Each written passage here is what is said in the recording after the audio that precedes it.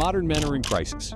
They've mastered performance, but lost connection. They've conquered the world, but can't sit alone in silence. A lot of these guys that are unworked, there's a real emptiness inside, right? They get the thing, the woman, the money, the thing, they still feel exactly the same way. In fact, they might feel worse. In this episode, two men dissect the truth about success, ego, and emotional pain, and what it really takes to grow from boyhood to manhood. Male ego doesn't like to admit that he doesn't know, that he's got, come on, I have the answers. We're supposed to have answers from day one. And to not know is like a sign of weakness. Honest, unfiltered, and deeply human. This is Men's Therapy.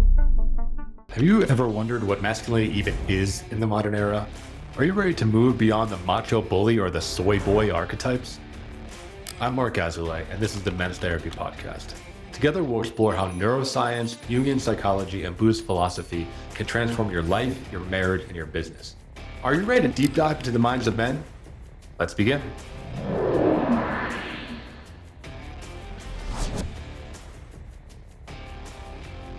Hello, welcome back to the Men's Therapy Podcast. I'm your host, Marc Azoulay, and I'm here with Jayson Gaddis.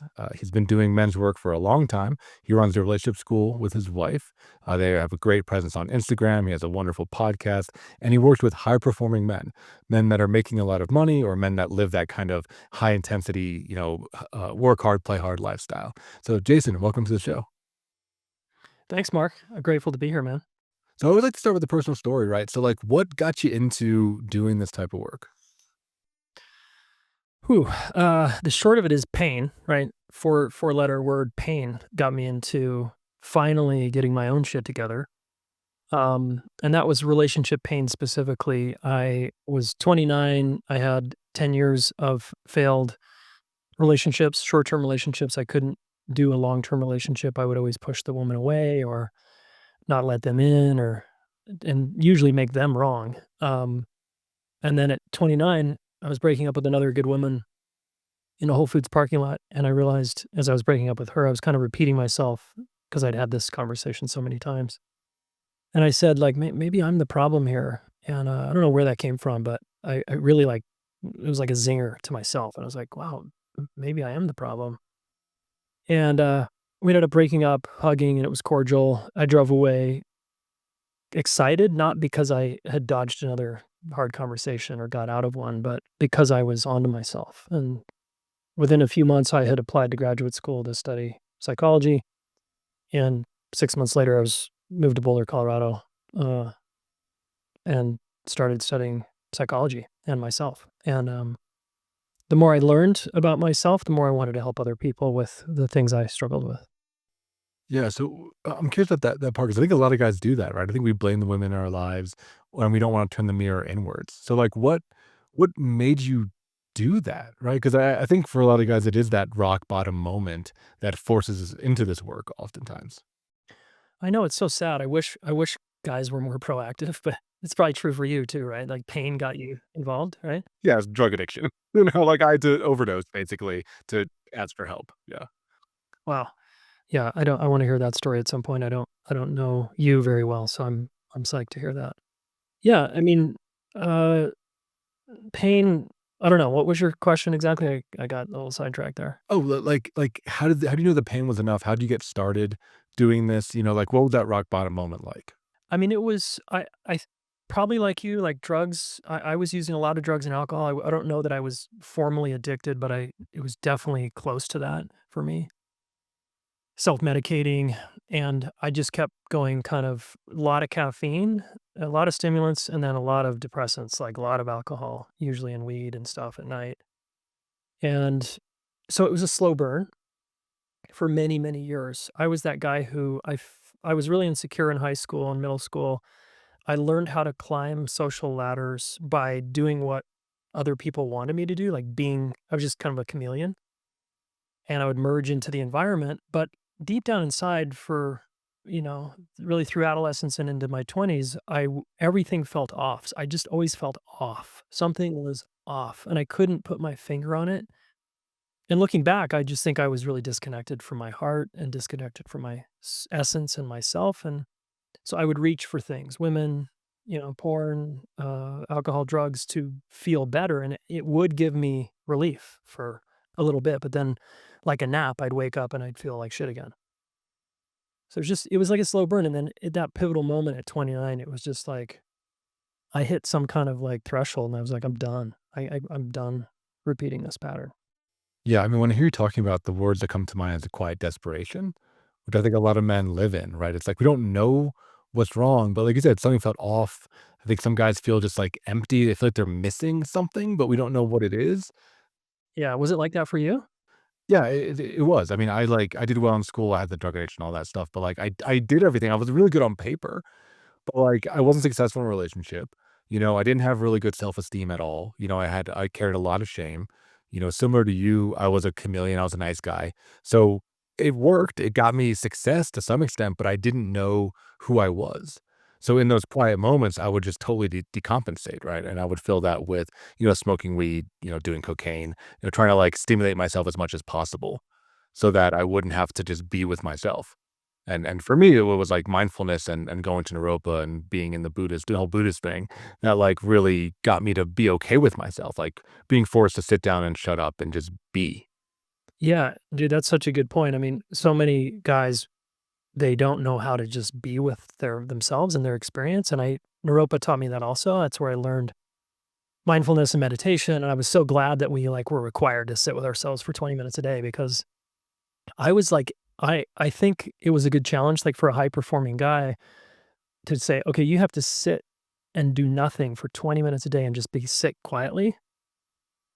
It's like you don't want to quit out of that. You're like, no, I'm going to do this. But you realize very fast how hard it is to be with yourself. It's like, wow, is this that fucking hard? I've climbed big mountains. I've done some really hard shit in my life, but this is really hard. Yeah. Yeah, I mean, I the same thing, and I say that to a lot of my guys that start meditating is I think they think they're gonna get blissed out and just be like, zen on top of a mountain looking at, the sunrise or whatever, but, like, it's really uncomfortable, and for me, it was like, "Man, I'm watching myself for 20 minutes, and this shit's going on in the background all the time." I'm seeing all my insecurities, I'm seeing my anxieties, I'm seeing, the repetitive thought loops I get into, I'm seeing, like, the madness of my brain, and I'm like, "Man, if this is going on now, this is always in the background. I'm just not aware of it." You know? Yeah. Yeah, it was cool to learn that in meditation and I don't know, do you still meditate or do you I do, yeah, I still do 20 minutes a day, sometimes 30 if I can. awesome. Yep. Yeah, how about you? I do. Yeah, I really it's a cherished time now. It's usually about 4 to 5 days a week.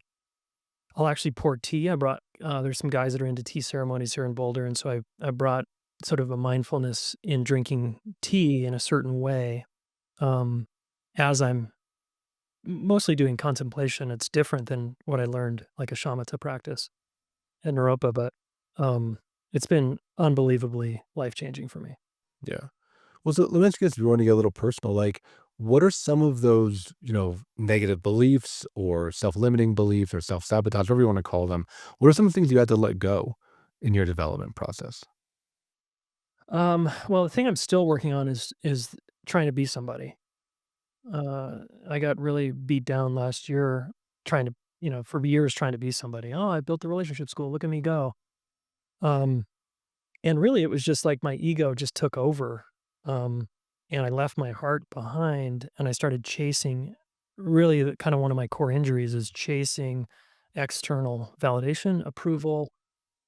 Um, and that outside in approach is really bad for me. It's bad for my health. It's caused all kinds of problems in my life, and, uh, that has been part of my meditation for almost 2 decades now, of being with the part of me that needs affirmation from the outside because there was such a deficit in my childhood, and then it was all attached to performance, right? You do well in sports, you get the attaboy. If you don't do well in sports, you don't get it. If you do well in school, you kinda get an attaboy, but my parents didn't care that much about school, so it was more sports, and it was also in this fucked up way, kind of caretaking my mom, um, which is, again, another outside in sort of thing, right? So I that's a deep pattern in me that I'm still working. Yeah. Can you share like how that manifests in your life? And I'm asking this for the listeners too. If you listen to Jason talk, like, see if you relate to what he's saying. Like, how's that show up for you? Yeah, I think the obvious ones, being kind of an ambitious guy, are I chase money, I chase validation on social media or likes, follows. Um, and when I'm in my neurotic ego self, I really care about those metrics. When I'm in my heart, I could give a shit. And I'm just like, I just want to serve, and that's it. But when I'm in fear, I get triggered into some kind of fear like money scarcity or Instagram scarcity or something. It turns on that switch in me that goes into the old strategy, right? Of like, okay, I gotta behave a certain way to get something back instead of just being myself. And it's painful. I got so flattened last year that I feel like in this moment, in this year, in these last many, many months, I feel really humbled and way more in my body and in my heart and in my purpose, which is really just to serve. I could give a shit about the external things in this moment. Ask me next month or next year, I might be back in my ego. I don't know. Yeah, well, speak to that sense of internal scarcity because, you mentioned that you work with a lot of, like, high impact guys, right? High ambitious guys, very successful men, and I do too, and I noticed that almost all of them have that. They have that, like, bottomless well. So what have you noticed about that through your work over these years? Yeah, another way we can talk about it is the Enneagram, right? The Enneatype 3 is often this kind of personality like us. Are you a 3 or do you? I'm an 8 when I test. Oh, cool. Yeah. Yeah, different kind of like fierceness to you. The boss. Yeah, it's more Love like it. conquest. They're like I get up Uh, on the power, my shadow okay, version of it. Yeah. got it. Yeah. Yeah, I mean, so many guys, like you're saying, just the high performance. It's a very very common thing, and particularly men who chase external approval.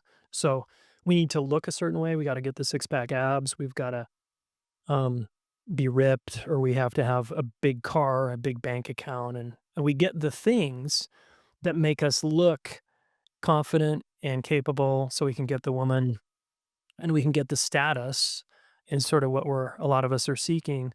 But there's a lot of these guys that are unworked, as you know, there's a real emptiness inside, right? They get the thing, and then the other thing, the woman, the money, the thing, and they're still feel exactly the same way. In fact, they might feel worse because the illusion is just a mirage, and they're like, "Oh, dude, here I am with myself." And so, fortunately, some of the guys that are, hip to this, they're like, "Oh, this sucks. There's something else going on here. I'm playing the game wrong." And they start to wake up to personal growth, or they maybe come see you and they're like, "Okay, finally, I'll join a men's group or I'll get involved here." Yeah. I'm curious what you notice about this in yourself and What else with these guys is like, I think, yes, there's that emptiness, and I think a lot of them carry a lot of shame and trauma. But what I first see that I don't think a lot of people talk about is like anger and hatred. I feel these guys have like a real hatred for society in many ways because they feel like they've given a lot, and they have, right? They've sacrificed probably many opportunities in their lives and many, moments of happiness and moments of leisure. And I see that they're really, really fucking pissed off. And it can show up as grandiosity and superiority. It can show up as like, abusive behavior or self-destruction. But I see a lot of these guys have this like real deep hatred of reality almost, or of society. yeah, I think that's really accurate. Some of the time there's like a self-righteous, um, just like it's almost like they hit a moment of being so disheartened by the game they were playing. They were like, "Wait, I was playing to win, and this way the game is now rigged. Like, fuck this." Yeah. And I find like getting them to express that and then walk away is hard because there's so much sunk cost, right? I imagine, right? I mean, they've devoted their whole lives to that. Maybe they've built a family with a woman that they don't really connect with, or they've had children and they really haven't built that love because they're out of the house all the time. So there's so much of that sunk cost there. Yeah, and then they have golden handcuffs, right? They have this now huge lifestyle that if they were to take a pay cut and become a coach or something, something more in their calling, or be an artist or a musician or something, that they're just like, "Oh, I don't know if I want to make that leap because I might have to lose all of this to get that." Yeah, so let me ask you about that. Like, how do you start a guy on that process? Because, even if they're not ultra wealthy, a common example that I run into a lot is like, the guy that probably needs to get divorced, right? That there's, emptiness relationship, a lack of intimacy. They've tried couples counseling. It's heading towards the end, and they're keeping it together for the kids, right? Because of theirs, and they have that lifestyle. They have the shared home. They have the cars. They have the tutors, whatever it is. Like, how do you help a guy slowly chip away? Because when I was a younger therapist, I was like, oh, just like fuck it, man, right? But like that's not effective, right? These guys can't just like blow their life up overnight. Yeah, I mean, people do that, but it is usually not recommended. Like, I don't recommend that. Although I would support a guy if he wanted to do that. I'd be like, okay, get ready. It's gonna get gnarly here. But I do think there's a way to slowly extract oneself from a lifestyle you hate, or a life you hate, into a life that's more meaningful and purposeful and fulfilling. And that might be a 5-year plan, right? I worked with a guy, for example, years ago, that was an artist, and he was in the financial industry in Boston, and he was hanging in there for the severance or the check that he was going to get in 5 years or something. He was like, well, I just have 5 more years, and then I get this massive bonus. So I'm going to hang in there and be miserable, you know, 40 to 60 hours a week for the prize, because it's going to be really good for my daughters. He had 2 daughters, and it's going to be really good for me. And then I'll start my thing. And I always was like, dude, I trust your plan here. And I kept challenging him around how how do you, like, what if you only had a year to live? Is this how you'd be playing it? Like, what if you could get more present? And because he again was sort of chained to this thing. And what I find with some personalities is the grass is always greener down the road. Like, I'll start the project when I hit 6 figures, when I hit 8 figures, when I hit my company hits 10 figures, like whatever the fuck. It's like, I will, yeah, yeah, good idea, Mark. I'll do that in a few years after I get all this other good stuff. And it's like, well, I just challenge people, like, how much longer do you want to postpone your fulfillment, being a present father, being a present husband? And so I try to walk guys through, well, okay, if that's your plan, can you learn to cultivate a sense of enjoying the journey rather than being so fixated on the destination? And can we start having you become more present in your life with your family and your friends? And can you have deeper relationships along the way? And maybe it's a both and. Oh yeah, I mean, I think it's definitely those small things. I think it's like getting the flywheel turning, you know, and getting in touch with the fear. Because I think a lot of these guys, understandably, are very afraid of losing their status, or a lot of them have fear of humiliation, which I think, you were kind of talking around about, name it like the nice guy thing, right? It's like they're like nice guys. I'm recovering nice guy. Sounds like you may be too, Yeah, I have that flavor, absolutely. So it's like it's this fear of humiliation, a fear of being found out, a fear of being exposed for like a fraud, because and then I had this early in my career too, and it flares up, if I'm being honest, every once in a while where it's like, I question, like, am I just like scamming everybody? Like, it's not that I'm an imposter. I don't feel like I'm an imposter, but sometimes I feel like, man, I'm like a really good con artist. Like I've tricked everybody into, giving me money or thinking I'm an expert or whatever it is. And I think these guys, they feel that sometimes all the time, that they don't deserve, or that they're good at manipulating, but they're not actually good at their job kind of thing. Yeah, it shows up so many different ways. I mean, there's guys who will, again, it's amazing how many guys will wear a mask for, again, the external stuff. And that is a con artist a bit of like, well, you're kind of conning this company, it's going to pay you out this huge bonus, and being inauthentic. Like, and then there's the added layer of, I'm an artist, and that's kind of frowned upon in male culture. Artists are sensitive, they can be emotional, they might have long hair or something. I don't know. Like, there's so much judgment about a man who's more sensitive and feeling oriented from the manosphere, the male culture, right?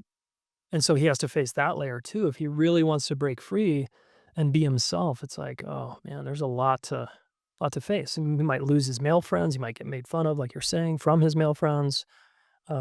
Yeah, it's a big climb.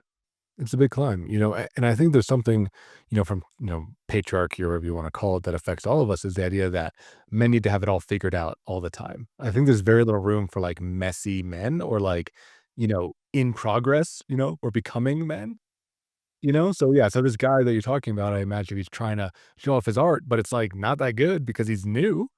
Right? There's almost no room for that, right? It's like we'll celebrate the, like, talented artist all day, but we won't celebrate the, like, hobbyist. We'll be like, "Come on, man, like, get back to work." Totally. Yeah.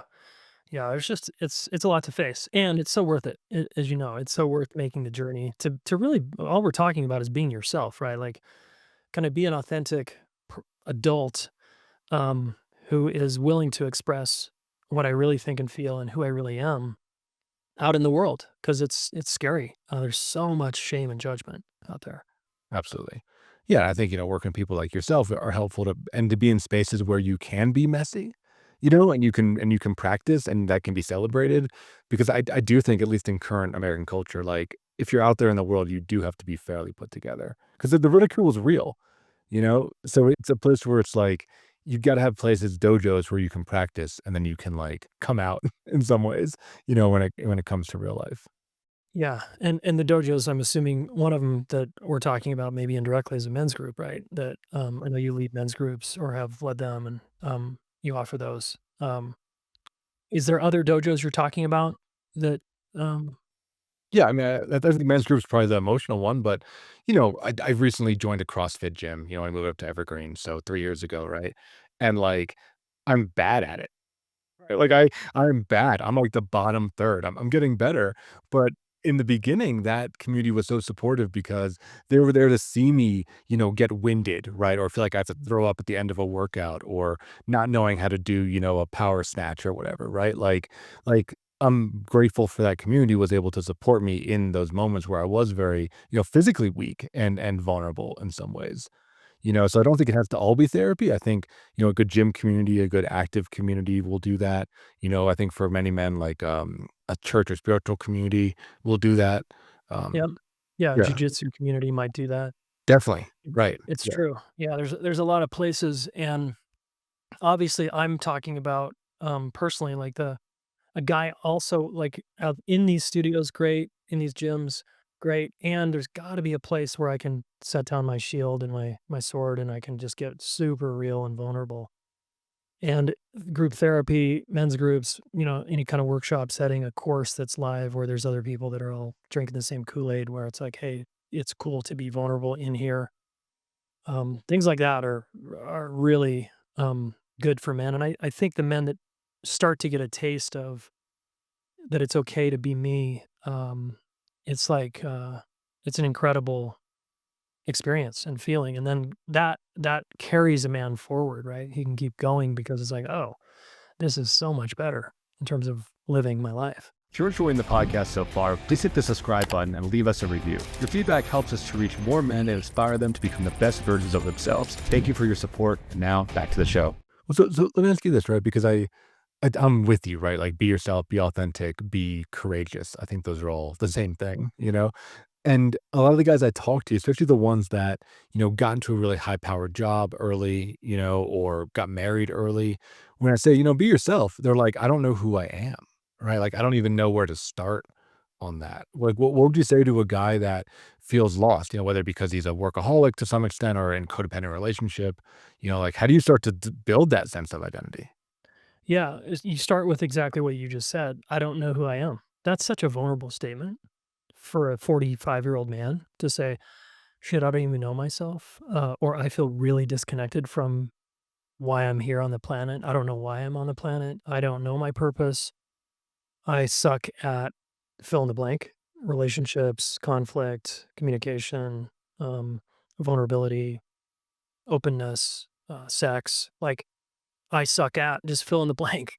We all suck at something. There's a lot of vulnerability in that, and I don't know. If I think if a guy's really stuck there or lost, it's a great place to start is to start where you are and start talking about what's true, which is that you don't know much and you feel lost or you feel stuck or you don't know who you are. Well, I'm curious for you, like, yeah, like, how does that progress? How do you know when a guy's starting to find his passion or his purpose or whatever? Yeah, well, I think he has to go through that first stage of just truth telling about himself and his life, and as he starts to become more okay with telling the truth, and maybe it starts with a therapist, and then it moves to a men's group, and it's like, okay, I'm getting some reps in and some confidence in telling the truth about myself that I don't know what the fuck I'm doing here, and I'm kind of incompetent, and I'm actually totally insecure, it turns out, even though I've made it look like and I've trained everybody to think I'm like the most confident guy on the planet. Um, if that guy can just get stronger in truth telling and what is just being super honest in the key places like a marriage, close friends, a therapist or coach, and a men's group, that just it starts to the next step of the path might emerge for that guy, because I don't know that there's a formula, but it might be that he moves from there into, okay, now I'm learning how to feel my feelings. Now I'm learning how to be honest with myself, and I can actually say honestly what I'm feeling with someone else live in real time. Like, I feel sad, I feel scared. Gosh, now you're really getting some steps and reps in just being a person, being a vulnerable, kind of wobbly person coming out of a trance, and then it might be, okay, what given now that I'm being honest and I'm telling you I don't know what I want to do with my life, you might some of the things that might start coming out are, I hate myself. I hate my job. I hate my marriage. I don't even like my kids. And then whatever it is, let's say it's I hate my job. That's an easy one. Then the work starts to be maybe directed towards, what are you going to do about that? You know, or I hate my marriage, or I'm unhappy there, and my wife and I have gotten into some lame routine. We're not having sex anymore. We seem to really hate each other. Okay, so it's either you got two choices, man. You can get in and bust your ass and work on it to make it better and like lead the charge here, or you can like work on leaving it. What do you want to work on? Like, what does your heart say? What's the path? Like, is it a little too late? Is it no? She's like dying for me to start working on this thing. Again, every man's, I think, path there is going to look different based on his pain points. Yeah. It makes you think of responsibility. And this comes from some of Jordan Peterson's work. He says like the difference between a boy and a man is that a man takes responsibility for everything, right? For his life, even stuff that's out of his control, kind of what you're saying, you're still responsible about how you deal with it, right? And if you want to heal from it or whatever, you know. I'm curious what you think about that idea and how you help guys like start to take responsibility for their lives. Yeah, I'm 100% behind that idea. I agree. Like, I often frame it in sort of victim language. Like, I can be a victim of my circumstances, or I can be an author inside of my shitty circumstances and kind of author my way out. Because look, sometimes we're hurt by life or by someone, and it wasn't our control. In our control, we didn't choose it.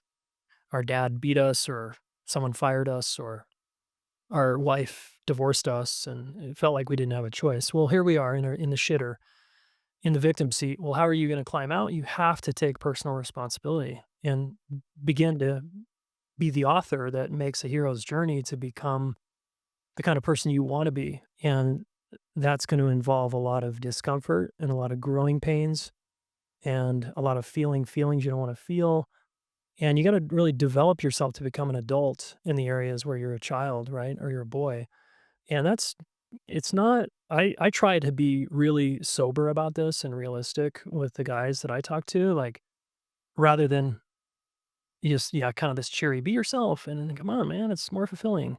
It's like, dude, really? You sure you want to do this? Because it's going to hurt a lot, but it's probably going to hurt in a better way, like going to the gym, than not going to the gym. You're already in pain. You're already in a tremendous amount of pain. What's worse, staying stuck where you are and that kind of pain, or the pain of growth and development? What pain do you want, man? There's pain in every direction.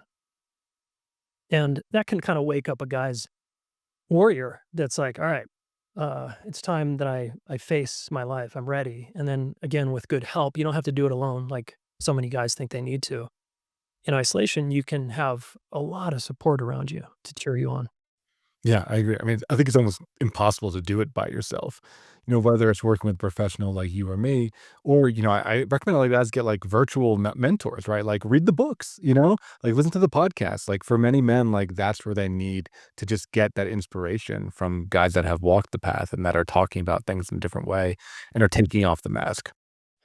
Yeah, totally. There's so many interjects, don't you think, around like the self-made man? I just think that is such bullshit. I'm like, who's self-made? Nobody's self-made. Your parents raised you, they gave you all kinds of shit, and then your coaches and mentors, and you're standing on shoulders. You've had all kinds of help along the way. There's so many things. So I think some men can overly go into taking too much responsibility into I've got to do it myself, and I just think that's I don't know. There's an ego thing in there, maybe. I think so. I mean, one of my pocket theories is like, I think the boomer man, which I think a lot of us like, are comparing ourselves to that are maybe like very financially successful or they seem very stable, right? But if you talk to those guys for a long time that haven't done work, like they cap out very quickly. They're not that deep. I think they're deeply lonely and they don't have emotional language. They don't have, EQ. And it's like, I think the mask did work, but it's because nobody was interested enough to help them lift the mask. So you have these guys that I think are ultimately very empty, and those are the guys that we're, like, patterning ourselves off of, but now we have emotional needs. Yeah, yeah, and a lot of these guys are, unfortunately, in the patriarchy and the culture, there's so much support for status and money and power that you can have so much status, money, and power and all the accoutrements and be miserable inside. And still, there's like an entitlement that comes along with it that I shouldn't have to. I got all this stuff, man. I shouldn't have to do any more work. And so he's like a super shallow man, but he's like at the top of the food chain, but he's like a child. Exactly. Yeah, and he's still punching each other, and you see these guys, like, have temper tantrums at, like, Walmart or at stores or at all these places, right? Like, you see them blow up and just not be able to handle things, right? Or not be able to, I don't know, show up for a funeral or things, right? Or get plastered drunk, on their boats at 75 years old, right? It's like there's a sickness out there. Yeah. I mean, I see these guys in my office sometimes. They're 50, 60 years old and they can't even fucking listen to someone with a different opinion because they're so entrenched in my way or the highway or I'm right and you're wrong. And yet they're miserable inside and they're defending the very prison they're inside of. I know, and I'm happy when they come in, and we're talking, harshly about these guys, but what I found, and I'm curious what you think, is like these guys need that mirror. Like they need that mirror to be like, oh my God, I am this. And it's like there's no judgment, but like just start opening up, start talking, start like realizing that box doesn't really work for you. How do you Mark, how do you confront a guy like this? Let's say he does come in and he's kind of ambivalent and he's like whatever, but he's got a ton of success under his belt, or he thinks he's hot shit or whatever. Like, how do you go about confronting a guy like this? Yeah, so a lot of it, I should kind of borrow a little bit from MKP from like the Warrior Weekend, which is like you kind of have to break them in some ways. I do a lot of like play out the tape, like a DBT Marshall Linehan thing of like, hey, if nothing changes, let's look forward, 10, 15, 20 years and see what your life is going to be. Your kids are going to hate you. You're going to be on your fourth marriage, like you're going to be, dying alone in a retirement home, right? Like it's really like showing them that with some level of fierceness and ferocity that they don't really get. Because like you said, I think there is entitlement. I think there is a lot of male privilege. And I think a lot of men in power don't get accurate mirrors. They get a lot of like yes men and a lot of, coat hanger, coattails people, right? That just want to ride their success. And they feel that, right? They feel that like these people just like them for their money, right? Or they're buying their friends or their family, is waiting for them to die and get their inheritance. Like they are aware of that. So if you can be a man or if I can be a man that like I'm not going to get their inheritance because I'm their therapist, right? I can call them out and I don't have as much risk as if it was, their son or their daughter calling them out and just saying like, look, this is your life. Like kind of what you were saying earlier, Jason, is like, do you want to change this or not? Yeah, exactly. Yeah, love that. Yeah, I agree that these guys can't be handled with kid gloves, right? This is why I think some of those guys blow out of if it's a female-centric therapist, if unless the female therapist is willing to be fierce and really do what you're talking about here. I notice, my wife and I talk a lot because she works with couples, and we talk about what I can get away with that she can't just because I'm a guy. I can confront in a way that she can't because they already have her in a box, which is she's very fierce and very strong and really skilled. But because she's a woman, there are certain men that are just like, I'm not going to listen to you. It's sad, it's like just an underground misogyny, really. And but if I can get in there and just confront the shit out of the guy, again from care, from deep care, right? Not shaming, but care. It often works most of the time in my experience. Absolutely. Yeah, same way, right? It's like they have to respect you first and foremost, right? But if you get that respect, then I'm respecting them by telling them what I see as honestly as possible. And hopefully the man is strong enough, I'm saying man versus boy, not man versus woman. Hopefully the man is strong enough to take in that feedback and to want it, right? Like I do think men, strong men are hungry for feedback. We want to know how we're doing and we want to know how we can improve, right? That's a very masculine thing. And that's true in business, of course. Most guys will say, yes, of course, I want to know everything. Give me all the data. But in relationships and marriage and in fatherhood, we're way more defended to get accurate feedback. But we need it there more than ever, right? I mean, it's more important in those realms. Yeah, completely. Yeah, it's again, male ego doesn't like to admit that he doesn't know. As you pointed out earlier, that he's got. Come on, I have the answers. We're supposed to have answers from day one, and to not know is like a sign of weakness. And so we build up this big facade of I know what to do and I know the right. Even though I'm barely here parenting, and my wife's parenting 24/7, and I'm barely a parent. I get to come in and they should respect me, and here's the rules, and it's like, dude, you're completely missing it here. Yeah, I want to bring you back to what you said a little bit about the misogyny because I think that's true. And I've been obviously have a number of women listeners to this show, and they ask me all the time as like, how do I talk to my man about these topics? How do I bring it up? Because if they try to be too soft, it often gets, forgotten. If they're too harsh, they're called a bitch. Like, is there any way that a partner, a wife or a girlfriend or whatever, can like try to hold the mirror up to the man, or do you think it does take like another man to do that? No, absolutely. I think there's things women can do. But you're right. Women tend to move in one of two directions. They get kind of codependent, and they're like, "I'll do all the emotional labor for us," and hey, don't worry, honey, you can just kind of be an asshole, and I'll just keep trying to help you, and I'll kind of try every trick in the book to get you to come to therapy, and secretly kind of place a Jason's book on the bookshelf at night and hope he reads it, and I'll do all these kind of weird, things to try to get him to change, basically.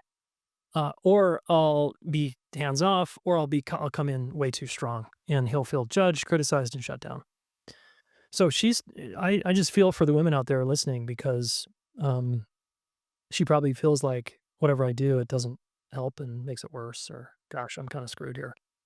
And I do think there's a middle way that is more effective, and that's to come from a place of deep care and love and to confront and to give some pretty harsh feedback that's honest, not doing your best to not shame the guy, but to say, look, man, I am. And one of the things I say that it's best to lead with is lead with the impact of his behavior on you. So, for example, let's say I'm in a marriage where I don't feel attended to at all. I feel like he comes home from work and he's just mean, and I don't feel like a priority. He hasn't prioritized me in years, and I'm feeling resentful, and I'm starting to contemplate divorce and blah blah blah. But I'm too scared to say something. Well, when I finally do say something, I can say things like, "Hey, honey, I want you to know that," and this has to be like a face-to-face, in-person conversation. This is not over text. This is not over email. This is not driving in the car while we're looking at, not looking at each other. So it's a sitting down, looking at each other, no distractions, zero distractions. And it's because it's a super serious conversation. And it's like, honey, I am unhappy. I am, I feel very alone, and I'm hurting, and I've been really scared, scared to bring this up, scared to lose you, scared to lose myself. I am terrified. I feel very alone, and I'm really hurting over here. Now, some men, so that's to me, that's way better than you never, blah, blah, blah, blah, blah, right? That's going to go better, I think. And still, a man might get very defensive here. And he might take all of this very personally and be like, what are you talking about? I fucking do bust my ass for this family and blah, blah, blah, blah, blah. Well, clearly he just dropped the ball, because you're going to learn real quick what type of guy you're with. If you bring that level of ownership and pain and you're actually feeling it while you're talking about it, it's even more powerful. Like you have tears in your eyes or you're like shaking or whatever. If he still treats you really poorly, like you have all the evidence you need to be like, wow, this is exactly the type of marriage I'm in. Wow, my husband can't even handle my truth, can't even handle my feelings. And it's been this one. That's why I haven't said anything, right? But occasionally that will wake a guy up. It'll wake a guy up out of his trance and be like, holy shit. That hurts to hear. That sucks balls to hear. And fuck, it's about time you said something, because I thought we were fine. Or, wow, I had no idea you were in that much pain over there. And so some guys will be impacted in a strong way. It might actually go in and get him motivated and get things moving. It can unlock something, is what I'm saying. That's one approach. Have you ever found yourself in a situation where you wanted to open up, but you were afraid that it wouldn't be taken well? You ask yourself, what's the point? Nothing's going to change anyway. So you do what you always do. You push it down, numb out the pain with a drink, a night out, or pornography. I've been there myself, and I know that men lack the outlets for emotional expression, which is why I founded Men's Therapy Online, a healing hub for men's mental health. If you've been knocked on your ass or just crave meaningful connection, join Men's Therapy Online, a community of men who just get it. We offer individual therapy, men's groups, and powerful retreats, all led by licensed therapists. At Men's Therapy Online, we will help you to get back on your feet and take your life to the next level. Start your journey today at menstherapy.online. I think that's great. I mean, it's kind of what we're talking about. It's like you got to bring the pain front and center so that he feels it. And I like what you said. It's like it is a litmus test, to see like, does he see you as a person or just as an object or something to manage? And I do think a lot of men, I can fall into this too, is like, as a defense mechanism, we can objectify the world.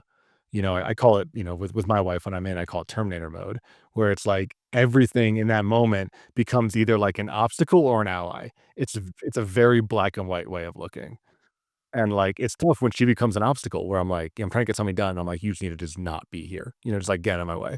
Or right. And it dehumanizes everything. And I think many of these men, especially the high performers you're talking about, they live in that all the time. Right. Like everything is either like a threat or a resource, and then there's no actual connection in that. It's just like transactional. Yeah. And I think one of the things that makes this very hard for both partners is so many men are underdeveloped emotionally and they don't know how to handle a woman's feelings, let alone their own. So when the pain does finally come, he doesn't know what to do. And so he goes into habitual responses of shutting down, defending himself, counterattack, because he perceives her pain as an attack somehow, an affront on something he's done, which, one view is, well, it kind of is. Hey, dude, you're doing things that are hurting her. Are you willing to own that? And again, a secure man who's a little more mature will say, yeah, I get it. I've done some behaviors and some actions that negatively impact you. Thank you for the feedback. But a lot of guys will they can't handle it. And it's unfortunate because women deserve to be received. They deserve to be like, just thank you for telling me how bad it feels over there. I'm glad you told me. And even if I can't validate and I can't reflect back and I can't empathize, just a thank you for telling me how you feel would be huge, right? A lot of women don't even get that. So guys, if you're listening, you've got to get better at just receiving your partner's pain. And then there's a lot of things you can do to, once you receive the pain, like, okay, what do I do now? Because a lot of guys want to go into fix it mode. Which you don't want to do. That's one way, that's a path, but most women don't want to be fixed. So we could talk about things to do, but I guess what I'm saying is the men need to get better at this and the women need to continue to be courageous enough to share the impact of what it's like, regardless of his response. Yeah. And ideally that the guy can see that as like, she's on your team, like if she was on your team, she would just leave.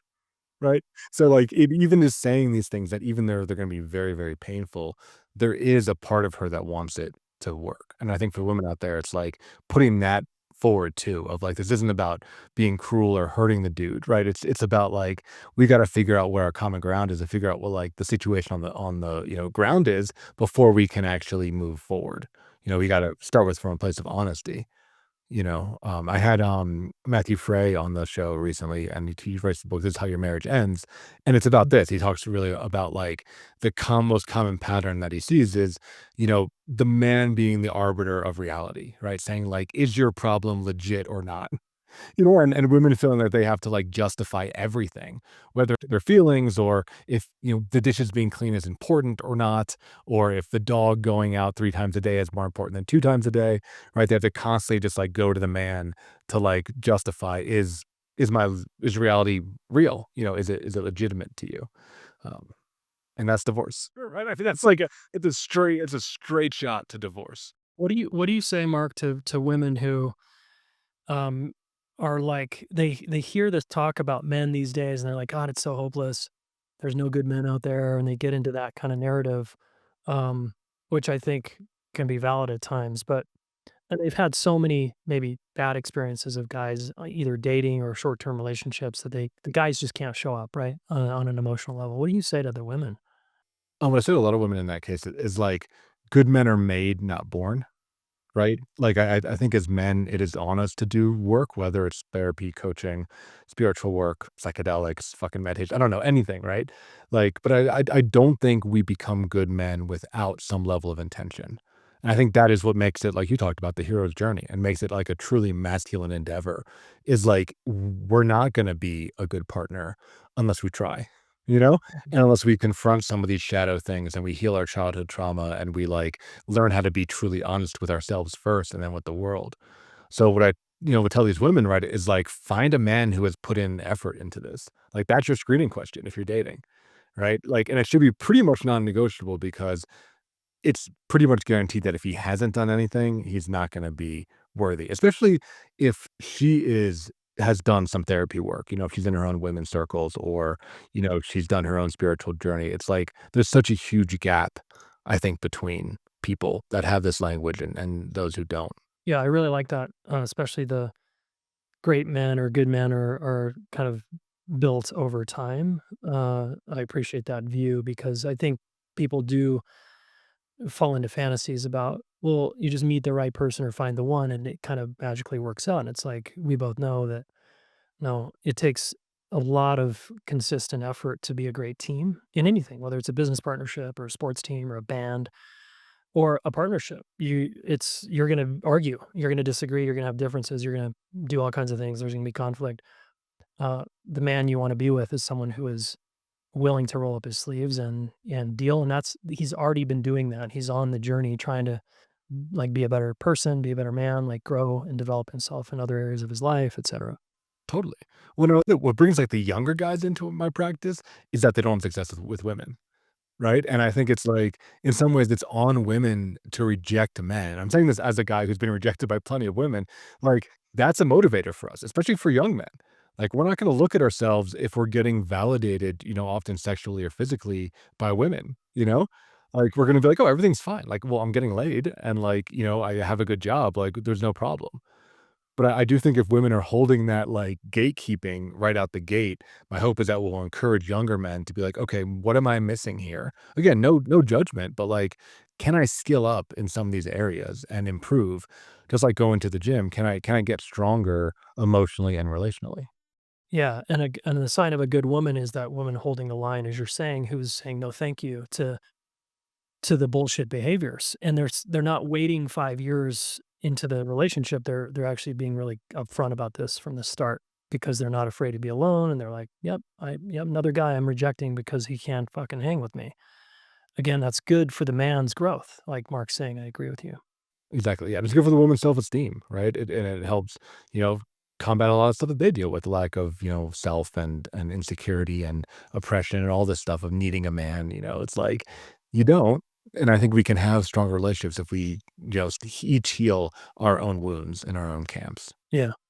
So agree with you. I'm curious for you, right? Like, we've talked about kind of the distant guy, but what about the codependent guy?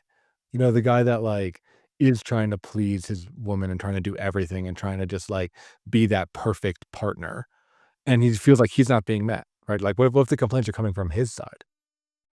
Yeah, I often find so these guys can fall into a number of labels here, from people pleaser, nice guy, to anxiously attached or wave in Stan Tatkin's language, which I like. Um, they are the connectors. They're actually wanting a relationship, and they could come across as needy, anxious, um, and overly wanting to talk a lot and process the relationship. They can come across as the woman in the relationship, and they often attract a woman who's a little more masculine or career focused or something. I'm not saying always, but that can be common. Um, yeah, I think these guys have to. There's a few things they got to learn. One is, you got to learn how to work with your own experience, like relax in the face of distance, rejection, space. Woman needs space. Woman wants time alone. That it's not an affront or an assault on you. You don't have to overwork and overfunction in the relationship to get what you want. You can actually, that's your pattern because that's what you started doing as a little boy with mom or whoever, and you can relax and find out um, what happens if you stop pursuing, leading, um, people pleasing, being nice. What happens, and do that experiment. I think that's really worthwhile because you learn a lot about yourself. Mainly that you're really scared, and that's also okay. And then the other person might actually like you more when you're not doing that. It might ruin the relationship because you've been over functioning, the other person's been under functioning, and now the relationship can't work without you propping it up all the time. So those are just some initial thoughts. I'm curious what else you got there. Yeah, I mean, I agree with all that, right? I think it is, yeah, getting to do with the self and the fear and the insecurity, right? I find these guys like they don't have a sense of self. They don't have hobbies typically. Everything they do is like either for the relationship or for the family or for their job. Very like externally motivated, right? Versus internally motivated. I think for these guys, like stating their needs is difficult, and I think for men in general, it's difficult. I talk about it in the show a fair amount, but I think as men, it's like we're kind of told and conditioned, and it's in media. It's like if we're having sex and if we're have a full belly, and if we have enough money in the bank account, we're happy. Like those are all the needs, right? It's like money, food, and sex. And like there's so much more, but, like, as men, we don't know that. I mean, like, the idea that we need I think a lot of men need to feel appreciated, or a lot of men need to feel, like, sexually desired and feel attractive. A lot of men like to feel physically strong. A lot of men wanna feel like someone really understands them and knows all those struggles that we go through often alone or in silence, right? I mean, those are some examples. I'm curious what you have, but there's, like, all these deeper emotional needs that these guys, like I see that they present as emotional, but really they wanna know everything about their partner, and it's difficult, I've seen, for them to turn the mirror in themselves and be like, "What do you actually want out of a relationship?" Other than someone that to like you, right? Or someone that you're not alone. Yeah, yeah, yeah. I like all that. Yeah, when I talk about needs, over here, I talk about kind of four core needs, both for both partners, which is the need to feel emotionally safe. They need to feel seen, they need to feel soothed, and they need to feel supported and challenged. And those four come kind of inspired by Dan Siegel and his work around attachment, adult attachment. And I just think all of us really at our core want to be known and accepted for who we are. And we want someone we can fight with and repair with. That's the soothed part. And we've got to be in a relationship where we can feel safe to express our true feelings. And a lot of guys want that, both the avoidant type men and the anxious type guys. It's true for everyone. And when we get those met, we're giving those and receiving those consistently. That starts to look like a secure adult relationship that's strong and has a foundation. And hey, we're actually a team here, as opposed to, yeah. not stating our needs, not standing up for them, not drawing a line in the sand when they're not being met, um, just tolerating breadcrumbs or whatever. So I think well, I always say too that what's cool about the codependent style man is he often would make a good therapist or coach as a career, and more men should consider that because if you're not like being able to cultivate that helper habit you have of just helping everybody and not getting paid for it, you're probably suffering. Like I think that capacity in you to help others should come, you should charge money for that.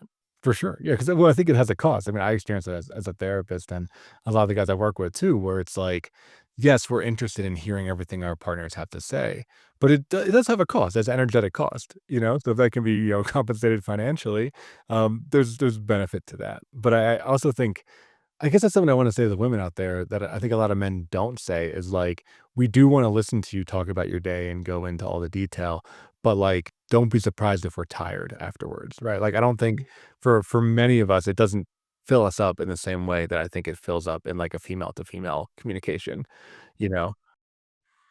Well, we haven't built the capacity over time, right? Like women from young age are I see this with I have a son and a daughter, and I see this with my daughter in particular that there's a lot more talking, and when they hang, they're talking about other people and talking about themselves, and they're just building that capacity, that muscle.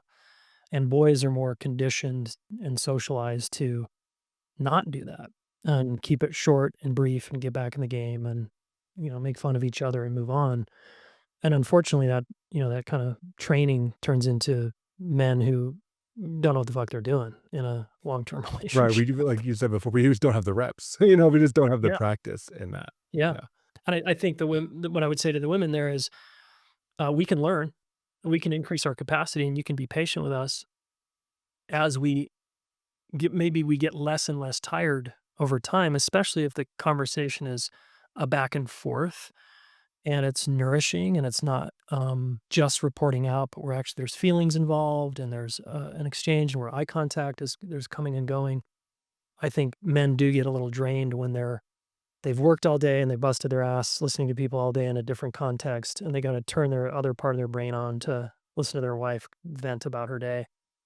But if he actually is not half-assing it and he gets engaged and, participates and asks question and it's mutual, like he's sharing about his day, she's sharing about hers, and it's a back and forth, then I think it's a little less draining. Yeah, exactly. Yeah, I think if the guy doesn't feel objectified, vice versa, right? Like, it could be she could be talking to anybody. I think guys, we wanna feel like it's connective and that she's talking to us, you know? She's talking to us. She's only telling me this because I'm this unique, special person in her life. Well, let me see this, Jason, as we're moving towards the end, end the show with this often is like, what's your definition of the modern man? I think it's no surprise that the demands on men are changing and the world is changing very, very rapidly. So I'm curious, for you in the next 5, 10, 20 years, like, what are men being called to, and what does modern masculinity look like? Well, I have kind of a aspiration for what I want it to look like, which is, and I have no idea and no attachment really if it doesn't look like this, but it just looks like a man who's balanced in his left brain and his right brain. He can do the nurturing relational style leadership of deep listening, um, holding babies, being present in hard conversations, not needing to be right. Dude, and that's all right brain skills. And then the not tossing out at all the power of his left brain and his logic and his reason and his rationality, where he gets shit done and takes care of business and has a purpose and a direction and a mission and can go do the things that matter to him and face all the challenges along the way. Like there's something, an embodied, present, agile guy that can hang in the corporate room and can hang in the bedroom and you know, the, um, the baby room, like can actually hold children and connect with kids and stand up to egregious power and protect his family. Like it's kind of a well-rounded guy that has a lot of capacity to move in a lot of different directions. That would be my aspiration. That's great. That's really well said. Well, Thank you so much for coming on the show. If people want to, find you online, work with you, learn about the relationship school, where should they go? Yeah, relationshipschool.com is a good place, or Instagram. I'm probably most active there at Jayson Gaddis, and that's Jason with a Y. Great. And all this stuff will be in the show notes, listeners, so you can go ahead and click on those links, give him a follow. He puts out a ton of really good content. So if you're listening to this conversation, definitely follow him on that on Instagram, and you'll get your daily dose of Jayson. So thanks again for being on the show. Yeah, thanks, Mark. It's been fun hanging, man. Yeah, likewise. And listeners, thank you again for tuning in. So, you know what we do, Men's Therapy Podcast, we're kind of an arm of Men's Therapy Online. So everything is located there at menstherapy.online. We got individual therapy, we got groups, we have retreats, we have blogs, we have podcast episodes. We have so much content, you're never gonna get to the end of it. So if you're interested in what we're talking about here, check out menstherapy.online. That's the hub for everything. And thank you so much for tuning in. We will see you next week, another episode of the Men's Therapy Podcast. Thanks for tuning in. If you enjoyed today's episode, please subscribe and leave a review. And don't forget to visit menstherapy.online to learn more about the work that we are doing to support and inspire men. Until next time, keep moving forward.